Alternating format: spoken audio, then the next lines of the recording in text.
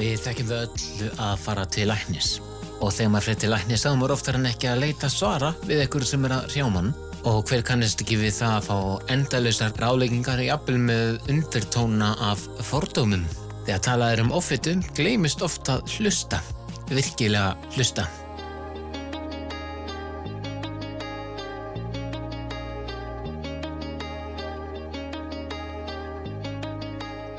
Gestur minn í þessum þætti Anna Margrét Jakobsdóttir Hjarðar. Hún ólst upp á Borgarfirði eystra og það sem ólíkt þessu viðtali heldur en öðrum viðtölum sem ég teki í þessum þáttum að Anna Margrét ekki búin að fara í aðgerðina sinni ennþá. Ég aðeins að spjalla við hana áður en aðgerðin fyrir fram og svo ætlum við að fá að fylgjast með henni áfram. Þannig að þetta svona sería og ég ætla að reyna að heyra svo aftur í henni svona mánuði eftir aðgerð og sjá hvernig gengur og bara jafnvel að fylgja svona með henni næstu árin. Svo þetta fyrsti þátturinn þar sem við kynnumst henni Önnu Margréti Jakobsdóttur Hjarðar. Og rétt að taka það fram að Anna Margrét mágkona mín, þannig við þekkjumst vel, svo því sé til haga haldið.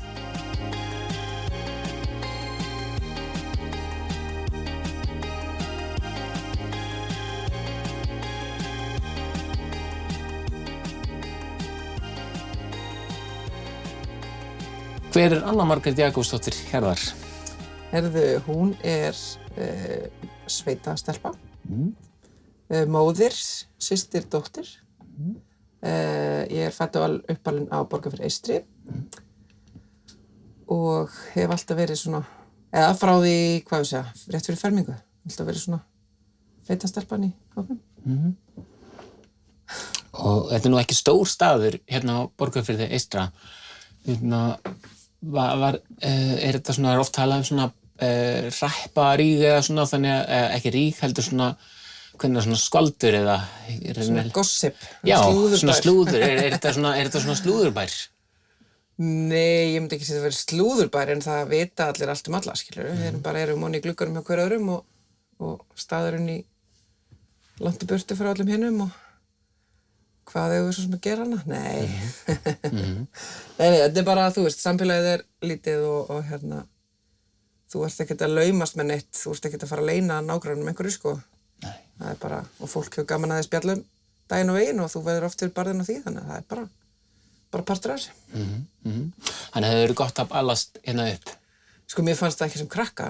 Nei. Mér fannst þetta galið. Ég ætlaði aldrei að flytja aftur á Borgarfjörð. Nei.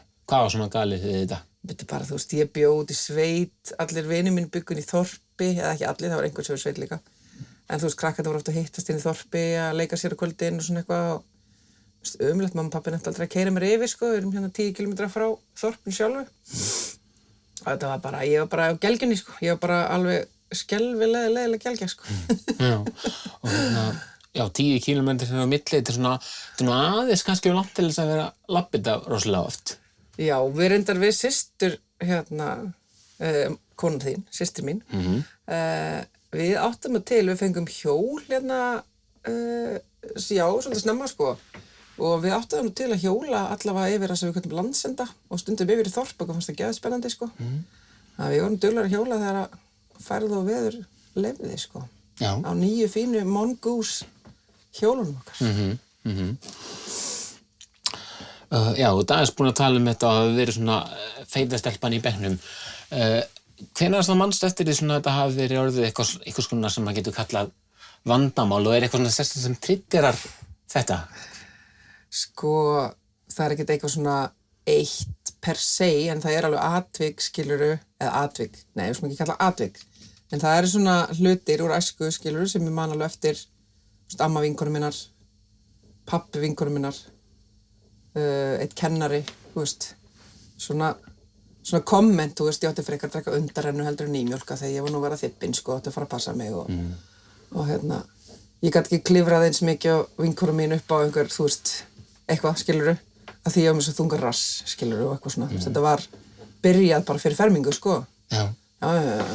Og það fólk sem ég spjalla við það talar einmitt bara líka jafnvel þegar það sjálft í grunnskóla bara, það jafnvel að koma einmitt komment frá kennurum og já, þannig að þú kannast alveg við eitthvað svoleiðis. Já, en það var sem betur fer ekki mjög algengt, sko. Nei. En auðvitað bara man maður alltaf þessi svona neikvæðu augnablik, miklu frekar heldur en eitthvað annað, sko. Já. Maður áður náttúrulega ekki að láta sitja í sér eins og krakki, þannig bara þetta svona, það þessi 3 atvik sérstaklega sem maður svona, já, sem mann eftir, sko, fyrir fermingu aftur, sko. Einmitt, og kannski frekar þegar maður orðinn, sko, komin að fullorðins þar og heyri eitthvað svona, það sígast kannski ekki jafn mikið inn hjá manni eins og þegar maður barn. Nei, í rauninni ekki, sko, ég hugsa að sé meira sem skiptir máli. Sko, þessar aðgerðir, hvenær kom það eiginlega svona til hjá þér að þú fórst að hugsa út í þessar aðgerðir? Sko, það í rauninni bara mjög stutt síðan. Ég hafði mjög mikla fordóma, þú veist, sjálf, gagnvart svona aðgerðum. Og ég hugsa alltaf, ég get alveg létt mig sjálf. Og það bara svolítið svona ævisaga mín, núna síðustu bara 20 árin, þú veist, eitthvað svoleiðis. Þú veist, nú þarf ég bara að létta mig. Ég þarf að missa kíló, ég þarf að komast í kjörþyngd, þú veist. Og það bara búin að vera minn barningur. Og ég hef alltaf hugsað bara, þú veist, ekki verið svo miklu auðmikið. Þú getur létt þig, sko. Þú átt að ráða þetta sjálf. Fólk er að gera þetta allt í kringu þig. Já. Það er allir að léttast. En þú veist, af hverju virkaði ekki á mér? Ég var bara orðin svona frekar fói yfir því, sko. Og svo kemur það til að ég og maður minn erum að fara svona að ræða það, að byrja barneignir. Og við vorum búin í raun að vera í svona sirka 1,5 ár, svona þannig skulle segja reyna. Og ég var náttúrulega farin að tengja það við þetta, hvort það geti verið málið, sko. Já. Og þá var ég aðeins farin að íhuga þetta með aðgerð. En hugsaði aldrei um alvarleika, sko. Þannig séð. En svo náttúrulega komst ég í podcastið þitt. Já. Og þú veist, ég fór að hlusta á podcastið og alls konar. Þannig að það fór að opnast fyrir mig svona, ég myndi segja fyrir árið síðan, núna ágúst 2025. Nei, það ekki ágúst, það er 1. ágúst á morgun. Já, þegar við erum að taka þetta. Já, þegar við erum að taka þetta. Og það ég myndi segja, væri bara svona 1,5 ár síðan, bara stutt eftir að stelpa mér fæðist. Já. Sem að sem ég fór að raunverulega hugsa þetta. Ég kláraði podcast þættina sem eru komnir út núna og var svo alltaf með það svona bak við eyrað að því maður var mín besta heilsa hjá Erligerði, hljóma svo spennandi. Og var alltaf með það svona bak við eyrað að skráma námskeið og var búin að vera sko með link í símanum opinn í nokkur mánuði. Já. Þegar ég horfði mannum og segir, má ég núna, nú ætlum ég bara að skrá mér þetta. Ertu til í að, þú veist, taka þetta að skræma með mér?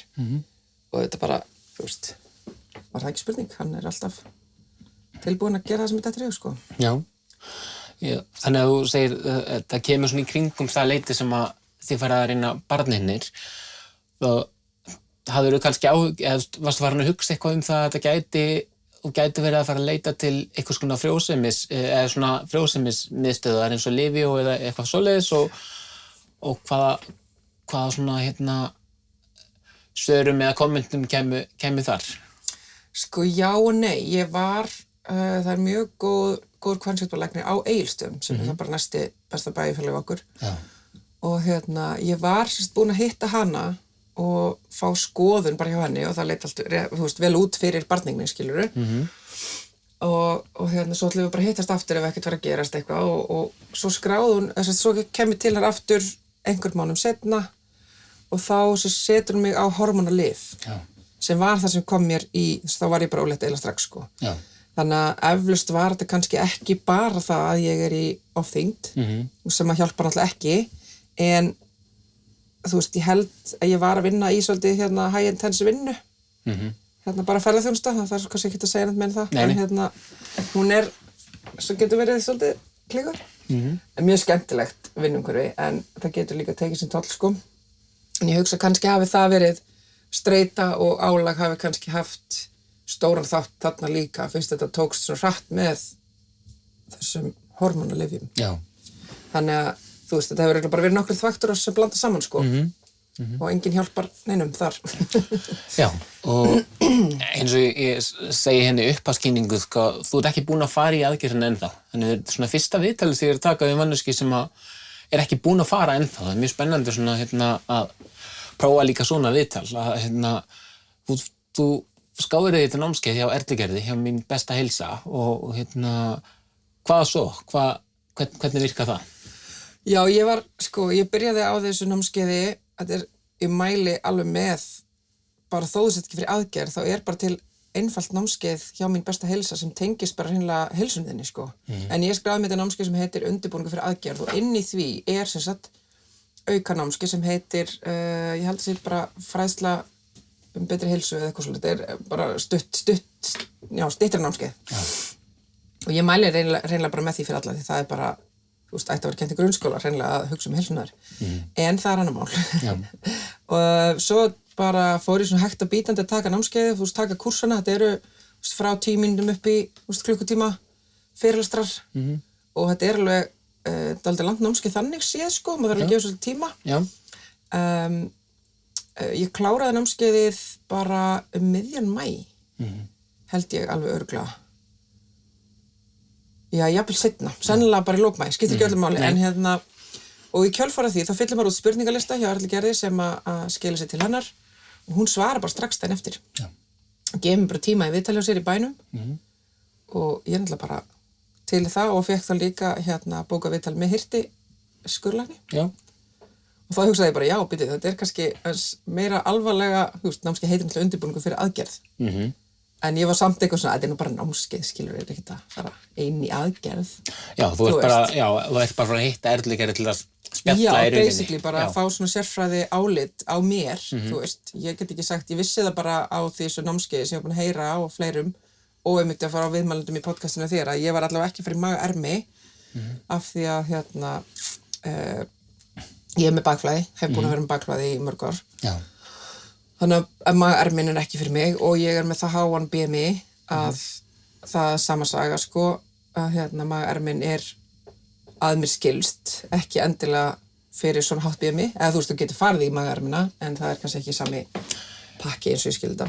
Já, einmitt, tala um ermina, hún sé ekki árangursrík fyrir þá sem eru bara Nei, komnir bara já, akkurat. En já, ég allavega sló til og dreif bara suður, bókaði bara flug og fór að hitta hana og það gerðist eiginlega svolítið töff þar, eða þú veist, mér fannst að það breytti rosalega mörgu í mínu fari að fara til hennar. Hún alltaf bara, ég viktuð og mæld og allt þetta, þið vitið, og svo hún að skoða mig og spyr mig alls konar spurninga þú veist, alls konar hluti, sko. Kemur í ljós og hún segir bara strax að ég sé með það sem kallað fitubjór sem svolítið búin að vera í umræðinu núna upp á síðkastið. Það var nokkru komið upp á yfirborðið með það og ég kannski, sko, ég þekki þessa mannskju ekki en ég búin að fylgja hana á Instagram og ég ætla að gefa bara sjátat á hana, heitir þessi Austfjörð. Hún býr á Akureyri og hún sérst búin að vera að vinna mitt með þetta, hvað sem ástand. Já. Og ég heyri af þessu fyrst til henni og ég náttúrulega vissi þá ekki að ég væri með þetta, en Erla Gerður sérst upplýsir það. Já. Og segir mér þar af leiðandi líka að fitufrumurnar hjá fólki sem með fitubjú, þær eru mjög svona stærri heldur en venjulega fitufrumur og mjög gráðugar. Þannig að allur matur og öll fita, allt sem ég innbyrði, það er sogað í sig. Já. Þannig að fyrir manneskju sem komin þú veist, í ofþyngd og þetta háan BMI, það ekki auðvelt að léttast og það eiginlega bara ógerlegt að léttast af því að þessar fitufrumur drekka svo mikið í sig. Já. Og það var bara eins og hefði verið bara svona þungu fargi bara hent af öxlanum á mér. Ég sagði bara vera takk af því ég endla bara, eins og segi, búin að vera síðustu 20 ár bara alltaf með það á heilanum, þú veist, bak við eyrun að ég verða bara léttast. Og kannski léttist ég með einhver smá kíló, en þú veist, ég samt alltaf hægt og rólega að bæta aðeins, þú veist, alltaf að bæta aðeins af kílóm á mig líka. Þannig að ég næ aldrei, þú veit, ég ekki að fara langt niður í kílóamissi og svo poppa lengst upp aftur, heldur ég kannski svona droppa niður, örfá kíló og toga svo hinum meginn frá upp aftur. Já. Þú veist, það fer bara eftir hversu mikið ég að hreyfa mig og hversu mikið hollt ég hafi verið að borða. Ég hef tekið tímabil þar sem ég stundaði crossfit 3 viku og borðaði súpur og salat. Það var aldrei til nammi heima hjá mér. Einu nammi sem ég átti var ýmist suðusúkkulaði eða 50% súkkulaði og það var kannski fá mér svo 1 og 1 mola, bara svona inn á milli. Já. Þú veist, ég átti aldrei að þegar ég var bara svo obsessed á því að ég þyrfti að grenna mig og ég ætlaði að gera það sjálf aftur, þetta með fordómana efnaskipta aðgerðum en svo bara segir Erla Gerð með þetta, ég sé með hana fitubjúg og það bara, þú veist, eina lausnin fyrir mig á þessum tímapunkti að fara í aðgerð og það þá hjávita og sko ástæðan líka fyrir því að ég þarf að léttast líka svo að ég veit ekki hvers margir þekkja þetta term eða hugtak fyrir ekki sléttuna fitubjúgur, þetta sem sagt eins og Erla Gerður sagði, enska heitið lipodemía og fitubjúgur, þetta ekki bjúgur þetta sem sagt fitan safnast ekki inn í vöðva og svona inn í líkamannum heldur þetta sest frá mjaðmasvæði og niður í ökkla og fer undir húðina þannig að það oft svona harðari fituvefir sem eru þá, maður finnur maður aumari í fótunum það mjög mikla bólgur í liðum og ég farin að finna svolítið mikið fyrir hnjánum ég að vera 35 ára bara eftir 3 vikur sko. Og það alveg glatað að vera með eina eins og hálsás og eiga oft bátt með að fara niður hnén sko.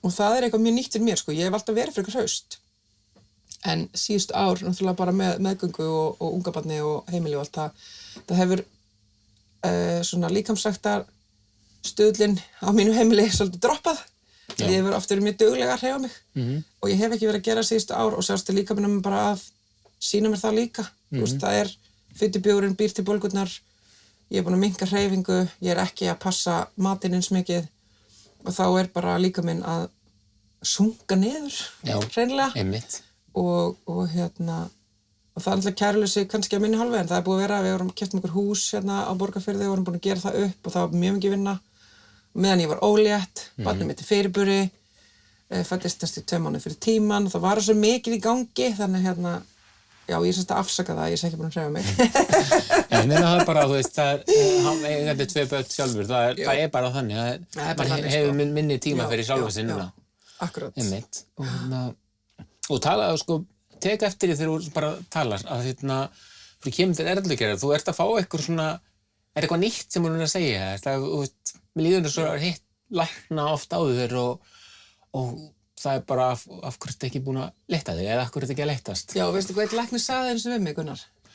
Nú bara ekki gott að segja Sko, ég komst reyndar að því eftir á að þetta var maður sem var kominn á eftirlaunaaldur Ég ætla ekki að segja hvar ég hitt hann Ég ætla ekki að, þú veist Elsku kallinn, hann bara kunni ekki betur á kerfi en ég var að fara og láta skoða ég þurfti að fara að fá læknisskoðun út af því ég var að taka rútupróf og var að taka rútuprófið og til þess að mega fá ökuskírteinið skráð þá þarf maður að fá læknisskoðun það sjónpróf, vigtun, hæðamælingu, heyrnarmælingu allt þetta dótari og þegar ég á vigtinni þá náttúrulega brá mér sjálfri ég var ekki búin að stíga vigtinu mig lengi og ég hrökk náttúrulega við og hann séð það kallinn en fer svo að spurja mig andlega heilsu og ég sagði náttúrulega bara frá því að hún væri svona ég væri nú bara landi í áföllum og svona eitthvað og þá horfir kallinn á mig og segir já og það þess vegna sem þú ert að tróða svona ofan í þig og honum var bara fúlst alvara hún fannst þetta bara vera mjög rökrétt spurning Já, og það eina ástæðan fyrir því að þú ert þess að þú ert að þú ert að tróða svona ofan í þig af því að ég bara lendi í áfalli skilur og ég bara tróða ofan í mig mat það bara hlýtur að vera eina rökrétta svari sem hann fann Já en þú veist, jákvæða að ég var ógeðslega fúl eftir þennan tíma sem kannski ekki jákvæði parturinn en ég var sko ógeðslega fúl og ég hugsaði bara djöfsins karl mörður En hins vegar í kjölfarið þá fór ég að fara út að hlaupa og byrjaði að æfa crossfit og fór að taka bara virkilega á. Ég léttist ekki en ég varð öflugri samt. Ég var sko, þú veist, ég skipti svolítið að fita út fyrir vöðva en ég léttist aldrei neitt sko. Nei. Og hef ekki gert það síðan, hreinlega. Og við þurfum líka bara alveg að taka það hérna fram að nefnilega einmitt ofþyngd, það ekki sama sem merkið heilsuleysi, ekkert frekar en að það að vera allt og léttur sig eitthvað, heilsuhraustur sko. Nei, nákvæmlega, þetta er bara, þú veist, það ekki hægt að horfa á mannesku nema þú sjáu bara manneskja sem með sixpack og skorna upphandlegsvöðva, skilurðu, þá veistu að viðkomandi augljóslega mjög fitt. En þú getur ekki hort á venjulega mannesku sem annarkvort aðeins og grönnu eða aðeins og þykk og ákveður bara, já, þessi er bara fann að tróða ofan í sig og hann er ekki að lappa í vinnuna, skilur. Nákvæmlega, og svona þessi vaxtarastartröll sem eru að fitness eða svona liftingum og svona, þau eru nefnilega pottet öll með ofhátt BMI, ef við ætluðum að fara að mæla það svoleiðis. Já, BMI náttúrulega bara það notaði rannsóknir, skilur, þetta sko stað sem á ekki heima á öllum sviðum, en auðvitað hann gagnlegur í svona rannsóknum, en ekki í einstaklingsmiðið. Nei, nákvæmlega, það nefnilega mistök sem mjög mikið af fólki og bara heilbrigðiskerfið líka gerir, að vera flokka eina mannesku á einhverjum stað á BMI-stöðinni. Út af BMI, sko, þetta ágætt að vita hvernig BMI-stöðull heilir þjóðir eða eitthvað svona. Akkurat. En ein manneska á BMI-stöðull, það segir ekki nokkuð skapaðan hlut, sko. Nei, akkurat. En þú tekur námskeiðin hjá Erlugerð og ferð ekki inn þú hittir hana og hún kynir fór hún yfir allar aðgerðir sem eru í boði, eða? Sko, já og nei, sko, af því að það var alltaf komið fram að ég var með bakflæði og hún vissi það og þannig að, þú veist, hún spyrir mér alltaf bara þegar ég kem, þú veist, þú ert komin hingað til að undirbúði og þú veist, farið aðgerð og ég sagði alltaf bara við hana, þú veist, ég veit það ekki, þú ert að fara að segja mér það, þú ert sérfræðingurinn sem að og sem að, þú veist, ég get ekki ákveða, ég veit bara að magarinn minn hendur ekki með bakflæði, þú veist, ég veit ekkert með þessi lyf, skilur ég að fara svo sprautur, hafa það eitthvað að segja.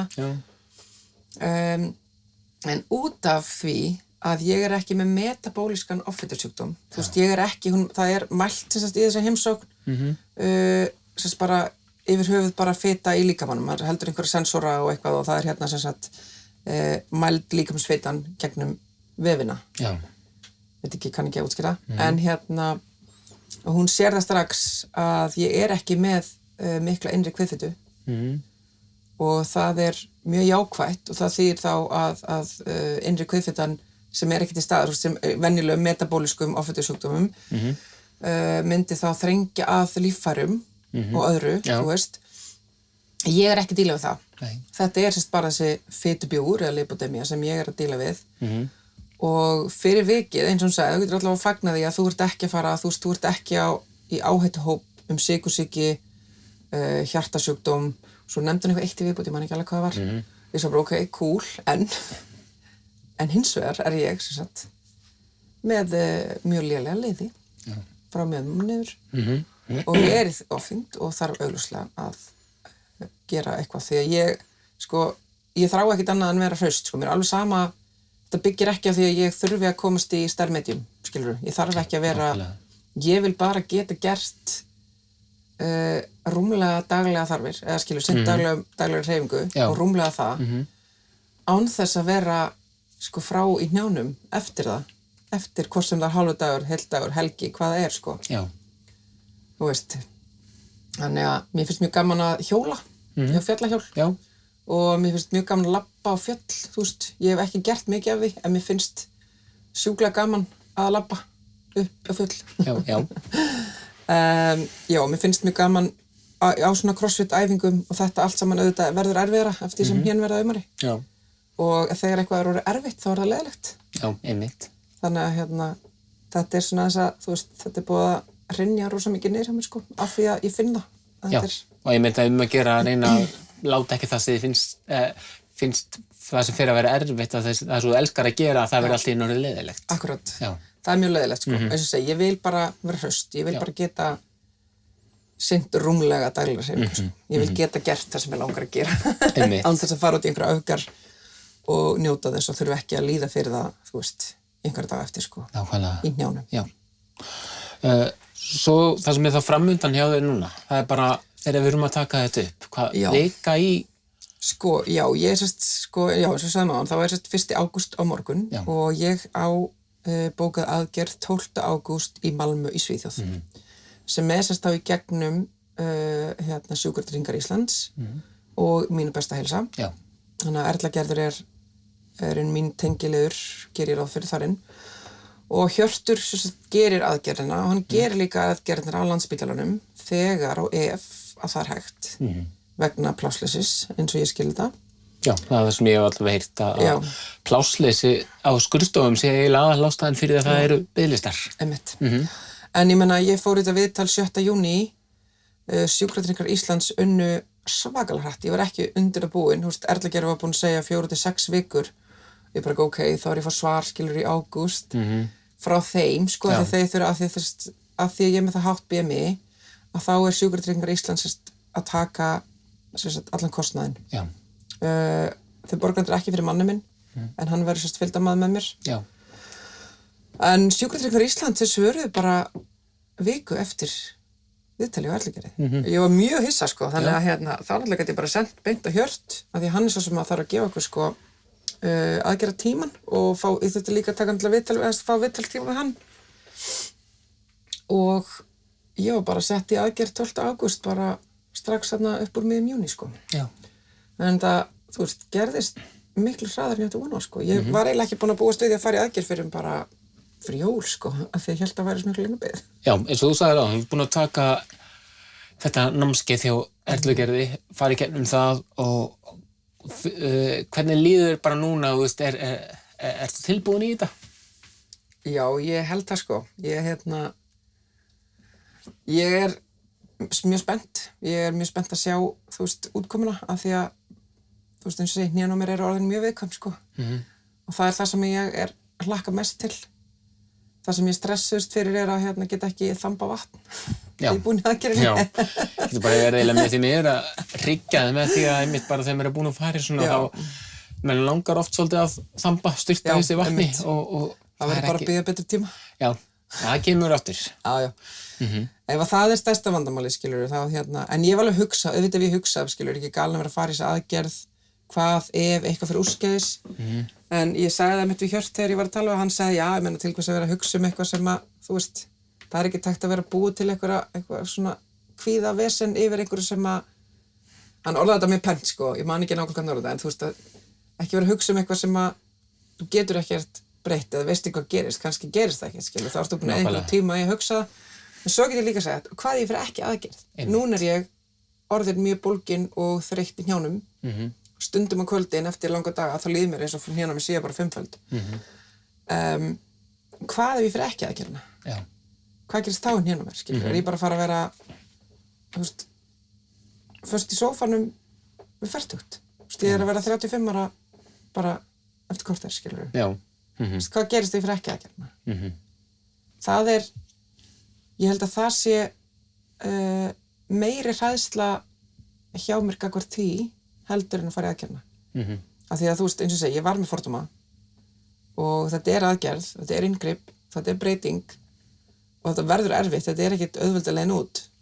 Þó þetta hljómið þannig, skilurðu. Þú veist, jú, ég er að fara að missa fleiri kíló á næstu mánuðum en ég myndi gera ef ég myndi ekki fyrir aðgerð og fara bara í massa átak, skiljiði, bara, þú veist, bara salat, súpa, þú veist, engin kolvetni, engin sykur, ekki þetta, þú veist, og bara hreyfa mig alla daga alltaf. Þá er ég að fara að missa meiri kíló á þessu heldur en hinu, en ég hugsa að til lengri tíma litið þá myndi ég aldrei ná að halda hitt út, af því það er of mikið, þú veist, álag á kerfið sem að, eins og ég segi, ég er búin að vera í ofþyngd síðan fyrir fermingu og ef ég ætla að fara að breyta því eitthvað núna bara með einhverju, þú veist, svona megrunnar átaki, þá er það bara ekki að fara að virka. Það er bara búið að sanna sig að fólk sem er í svona mikilli yfirþyngd, svona lengi, líkaminn, þú veist, ég er með það haft við mig, að líkaminn er alltaf að fara að mótmæla. Já. Kerfið mitt er ekki til í þetta. Einmitt. Og að fara í þessa aðgerð, ég er að fara að resetta kerfið. Það verður bara, það verður stórt verkefni, en ég er samt mjög spennt fyrir þessu verkefni. Já. Og eins og segi, ég er bara til, sko. Já. Ertu búin að fá frá, sko, ég get ráð fyrir að þú er búin að segja þín nánustu frá þessu og kannski einhverjum vinum og svona, ertu búin að fá einhverja neikvæðisrættir? Enga, ekki neitt, sko. Og ég segi fólki, þú veist, ég er alveg búin að segja fólki frá því sem fara sér aðgerð og það sé ekkert leyndarmál, sko. Mér finnst, ég er líka bara þannig, ég er opinn niður í bíp. Og ég get ekki, þú veist, ég gæti ekki gengið bæinn, skilurðu, eða bara, þú veist, ég geti bara ekki gengið með sjálfur mér þorpið ef að ég ætlaði að fara að þegja yfir því að ég var að fara að taka svona stökk. Já. Þú veist, mér finnst fallegasta sem ég hef heyrt er frá einni minni uppáhaldsfrænku sem dóttir mín myndi skýrið höfuð það. að hún sendi á mig bara vá, Anna, mér finnst það svo hugrökk, sko, bara, þú bara taka stökkið og bara, þetta er bara æðislegt, bara til hamingju. Og ég sagði bara, vá, já, einmitt, geðveikt hugrökk. Svo alveg, já, kannski ég það bara. Já, einmitt. Skal svona, við ætlum að halda áfram að fylgjast með þér. Þetta verður nú örugglega bara 3 þættir hugsa í heildina, ef við bara heyrumst örugglega bara svona mánuði eftir aðgerð aftur og svona heyrum bara hvernig fyrsti mánuðurinn hefur gengið, en svona rétt aðeins að lokum, að því eins og þú segir, og þú átt nú eina dóttur í dag, eins og háls, já. Réttur um eins og háls, já. Sko, ég veit ekki hvernig það er náttúrulega, hvað rættum við konur sem eru að fara svona, hvað læknar ræðum, en var komið með eitthvað svona varnaðar það að vera ekki að eignast annað barn á meðan eftir svona, já, þú veist, það er engin, sko, Erla Gerður er náttúrulega, sko, mér langar bara að gefa henni smá, þú veist, það var bara heiður að hitta þessa konu, hún er læknir, hún vinnur í læknastéttum og bara með læknastétt Íslands og í læknastétt Íslands. Ég hef aldrei áður hitt lækni og ekki fundið fyrir einni örðu af fordómum gagnvart vaxtalækna mér. Það var bara ekki til. Þú veist, ég hef aldrei labbað inn á læknastofu, bara sorry, allir læknar á Íslandi, það er eins og það sé kennt og ég hef heyrt þetta frá fleirum. Það var stelpum daginn sagði mér vinkonu mín fór að læra læknin og fyrir það var hún bara þoldi ekki hvernig var alltaf talað fólk í ofþyngd. Svo allt í einu bara núna er hún bara búin að taka fyrstu árinu í læknisfræði og það er bara, þú veist, skíturinn sem er koma á upprunni gagnvart fólki í ofþyngd. Þessi kunningakona mín sagði bara, þú veist, þetta er bara kúrs sem er kenndur í læknisfræðinni. Þú veist, er bara kúrs sem er kenndur bara fólki í ofþyngd er ekki fólk. Nei, nákvæmlega. Það skilurðu, þú veist, ok, það er ekki allir svona dramatístigir, en læknastéttin þú finnur alltaf fyrir og komin í fatabúð, þú veist, komin í fatabúð þar sem að er augljóslega ekki verið að selja stærri stærðir. Þú veist, ég hef farið einu svona búð og svo er eina mínum bestu vinkonum náttúrulega bara grönn og nett. Og ég fór oft með henni inn í alveg sérstaklega eina búð á Akureyri og ef ég fór inn í þessa búð, ég bjó á Akureyri tíma, það var ekki litið við mér. Það eiginlega, sko, ég veit að það var ekki allir upplifað þetta, en það er bara, það er ótrúlega skrítið að finna þetta. Fólk bara, það passaði sig eiginlega að ná ekki augkontakti, skilurðu. Það var kannski einn og einn sem svona eitthvað svona, þú veist, á labbu svo í byrstu eða, þú veist. Ég veit augljóslega að það er ekki fötandinni sem passa mig. En maður má labbin búður að skoða. Já. Og það er alltaf að segja góðan daginn. Nákvæmlega. Og eflaust eru einhverju sem segja, þú veist, eflaust eru einhverju sem horfa sig og hugsa, ég passa alveg, þú veist, þessa flík og ég ætla að fara í búðuna inn og spyrja hvort það sé til. Og það var bara mjög einfalt fyrir búðarákslu fólki að segja, veist að því miður þessi flík er ekki til í stærri stærð. Já. Þú veist, við eigum að geta að handla það. Já. Allir. Algjörlega. Alveg eins og þegar venjuleg manneskja, segjum bara medium manneskja, labbar inn í búð, þið verið mjög óvenjuleg í ofþyngd. Medium manneskja labbar inn í búð og ætlar að fá kjól í medium. Því miður kjólinn bara uppseldur í medium. Já. Því miður kjólinn bara kom ekki í medium. Kjólinn ekki til í medium. Einmitt. Ekki hunsa fólk. Nei, nákvæmlega. En svo kemur með vinkonum minna inn og það er bara góðan daginn, og alveg bara brosað, hort í augun, kontakt, get ég aðstoð, vantar eitthvað. Og ég fyrst þegar ég upplifði þetta, ég var pínu svona bara, vá, spes. Já. Þetta er einmitt það sem er líka og með að þín búin að spjalla við svolítið að fólki í þessu hlaðarpi og ég er ekki í vafa það að konur verða meira fyrir fordómum almennt heldur en karlmenn. Garantít. Það er bara alveg klárlega þannig, þó maður að sjálfsögðu upplifa þetta allt saman líka sjálfur. Bara ég held að konur verða bara meira fyrir barðinu á þessu. Alveg pottþétt, sko. Öðruvísi allavega, ég held að kallar fái öðruvísi, ég held að kallar fái þetta líka, hlýtur að vera, einhverju leyti. Já. En það er bara útlitsímyndun kvenna á að vera svo tipp-topp, þú veist, í öllu. Það er einhvern veginn, já. Þannig að þú getur prófað að ljúga þetta líka núna, þegar ég er nú alltaf með, sko, þegar ég er að spyrja fólk að þessu, fólk sem búið að fara í aðgerð, ég meina þá bara byrjaði þessari spurningu síðar aftur, en það þetta með þeirra einmitt, hvort að viðmót hjá ákvæmstufólki breytist, þú kannski bara pælir í því. Ég tek og rannsaka þetta. Já, þetta ferði rannsóknarvinnu og tekkar á þessu, en ég held bara núna, þegar við eigum eftir nú að heyri þeir aftur þessu hlaðvarpi og fáum að fylgjast með þér, hvernig gengur, og það verður ekki langt í næsta þátt, þó að sé vandræðalega láta þessi komið meiri ár síðan að komið þáttu hér hjá mér núna, en það svona, maður reynir að gera þetta þegar tími gefst til. Já, keyrum þetta í gang og við fylgjumst þá bara með þér áfram og gangi þér vel í þessu sem að fyrir því sem að koma skal. Koma skal, já. Spennandi, takk fyrir.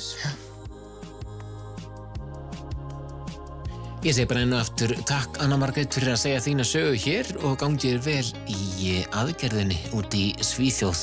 Við heldum áfram að fylgjast með henni og heyrum í henni svona eftir mánuð þegar það svona mánuði liðin frá aðgerðinu og svona spyrjum hvernig fyrsti mánuðurinn búinn að vera. Það einmitt áhugavert að fá þetta svona nánast beint við hvernig allt saman eftir svona aðgerð. En ég heiti Gunnar Ásgeirsson og þetta hlaðvarpið Litli Malakúturinn. Ég þakka kærlega fyrir mig í dag. Netfangið mitt gunsi@gunsi.is ef þú vilt segja þína sögu í þættinum. Það svolítið síðan að koma út þáttur síðast en að sjálfsögðu hlaðvarpið ekkert hætt. Það bara búið að vera mikið að gera hjá mér sjálfum og ekki alltaf sem maður nær að taka upp þætti. Ég með nokkur á lista sem ég á eftir að taka upp viðtalið við svona hvað úr hverju. Þannig að bara gunsi@gunsi.is en ég hvet ykkur til að fylgjast vel með næsta þætti sem verður væntanlega bara þátturinn við hana Önnu Margréti. Þá verður svona mánuður liðinn frá aðgerð hjá henni. Takk og bless í dag.